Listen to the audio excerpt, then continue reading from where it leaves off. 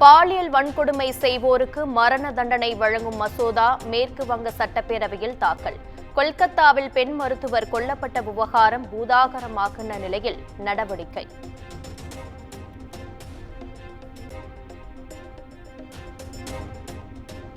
மேகதாட்டு அணையால் கர்நாடகாவை விட தமிழ்நாட்டிற்குதான் அதிக பயன். சேத்பட்டில் இயற்கை எரிவாயு உற்பத்தி மையத்தை பார்வையிட்ட பெண் கர்நாடக துணை முதல்வர் டி.கே. சிவகுமார் பேட்டி. I don't want to discuss about Mekedatu now. Rain gods are helped us, both the states. Let good sense prevail upon Tamil Nadu people also. Mekedatu is there for Tamil Nadu, better than Karnataka. So now the rain has supported Karnataka.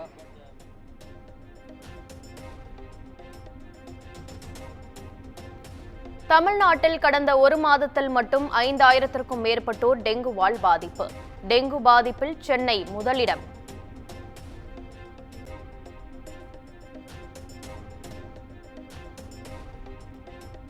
குரங்கம்மை அச்சுறுத்தல் எதிரொலியாக திருச்சி விமான நிலையத்தில் சுகாதாரத்துறை அமைச்சர் மா. சுப்பிரமணியன் ஆய்வு. தமிழகத்திற்குள் வரும் பயணிகளை ஸ்கிரீனிங் சிஸ்டம் முறையில் கண்காணிக்க மருத்துவ குழுக்களுக்கு அறிவுறுத்தல்.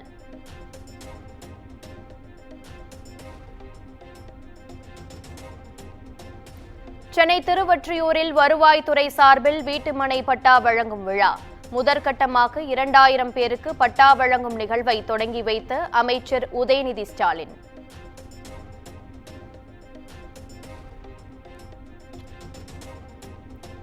திருவொற்றியூரில் பட்டா வழங்குவதில் குளறுபடி. அமைச்சர் உதயநிதி காரை முற்றுகையிட்டு மக்கள் வாக்குவாதம்.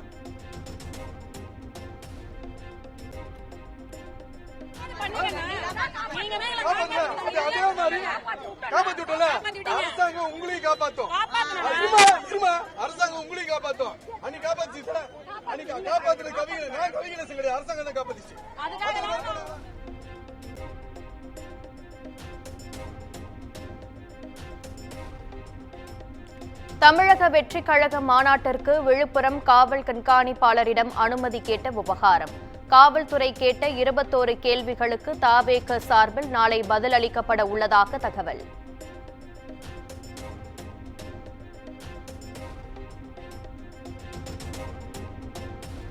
முன்னாள் முதலமைச்சர் கருணாநிதி குறித்து அவதூறாக பேசிய விவகாரம். சீமானை விசாரிக்க அதிகாரி நியமனம்.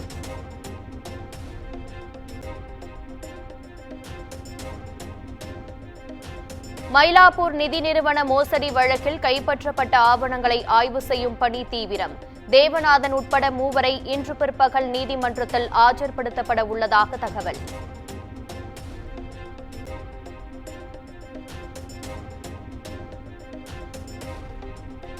அவதூறு வழக்கில் மான நஷ்ட ஈடு கேட்டு வடிவேலு தாக்கல் செய்த மனு. 2 வாரங்களுக்குள் பதிலளிக்க நடிகர் சிங்கமுத்து தரப்பிற்கு சென்னை உயர்நீதிமன்றம் உத்தரவு.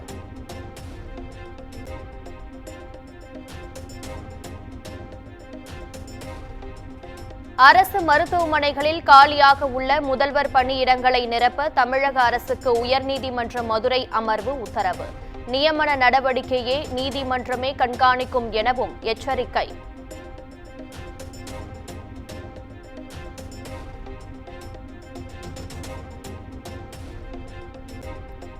வனக் கொள்கையை உருவாக்குவதற்கான குழுவை அமைக்க தமிழ்நாடு அரசு திட்டம்.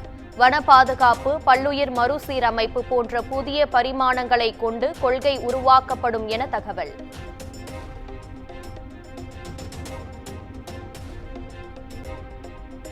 வகுப்புகளுக்கே மாணவர்கள் வராமல் தேர்வு எழுத வைக்கும் பிஎட் கல்லூரிகளின் அங்கீகாரம் ரத்து செய்யப்படும்.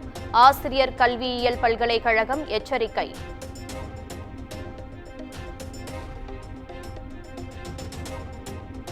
காஞ்சி மாநகராட்சி மேயர் மகாலட்சுமிக்கு திமுக கவுன்சிலர்கள் கடும் எதிர்ப்பு.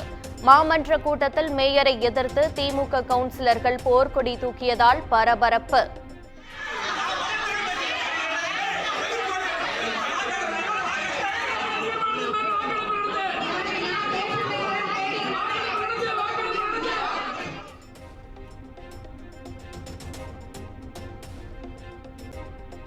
கிருஷ்ணகிரி பாலியல் வன்கொடுமை வழக்கில் மேலும் ஒரு தனியார் பள்ளி பெண் முதல்வர் கைது.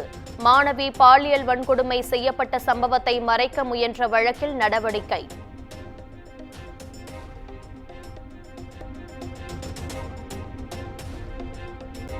மதுரை மீனாட்சி அம்மன் கோவிலுக்கு அறநிலையத்துறையின் மண்டல இணை ஆணையர் அலுவலகம் 59 லட்சம் ரூபாய் பாக்கி. ஆர்டிஐ மூலம் வெளிவந்த அதிர்ச்சி தகவல்.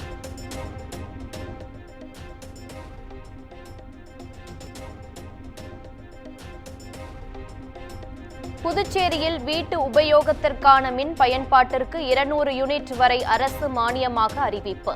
மின் கட்டண உயர்வுக்கு எதிர்க்கட்சிகள் எதிர்ப்பு தெரிவித்த நிலையில் அறிவிப்பு.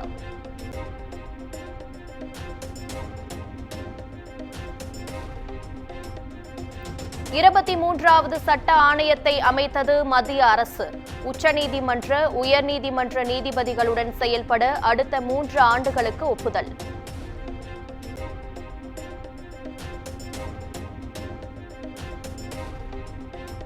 கொல்கத்தாவில் பெண் மருத்துவர் பாலியல் வன்கொடுமை செய்யப்பட்டு கொடூரமாக கொல்லப்பட்ட விவகாரம். சம்பவம் நடந்த ஆர்ஜிகர் மருத்துவமனையில் இரவு பகலாக தொடரும் மருத்துவர்கள் போராட்டம்.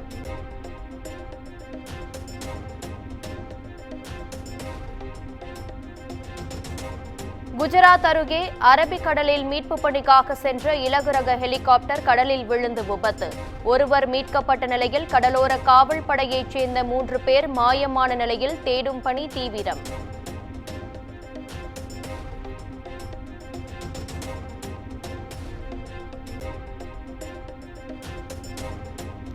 எதிர்காலத்தில் தொடர்களை வெளியிடும் போது தேசத்தின் மதிப்பு கருத்தில் கொள்ளப்படும்.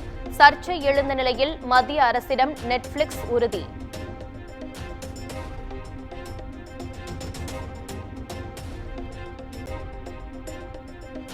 எனக்கும் 2 பெண் குழந்தைகள் உள்ளது.